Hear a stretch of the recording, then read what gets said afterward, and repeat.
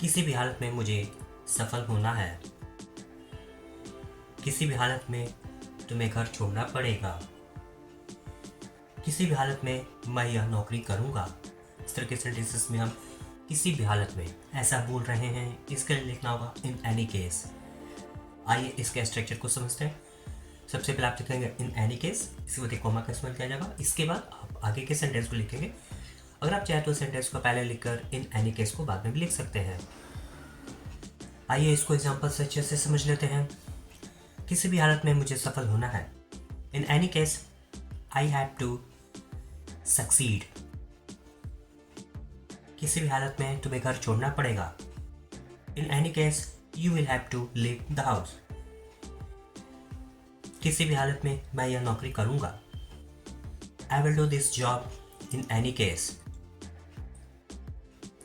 किसी भी हालत में मैं अंग्रेजी सीखूंगा। In any case I will learn English. किसी भी हालत में उसे पैसे देने होंगे। In any case he will have to पे। किसी भी हालत में तुम मेरा काम करो। You do my work in any case. एक उम्र काफी जिसका रिप्लाई को इस वीडियो के कमेंट सेक्शन करना है। किसी भी हालत में आपको अंग्रेजी पढ़ाना होगा।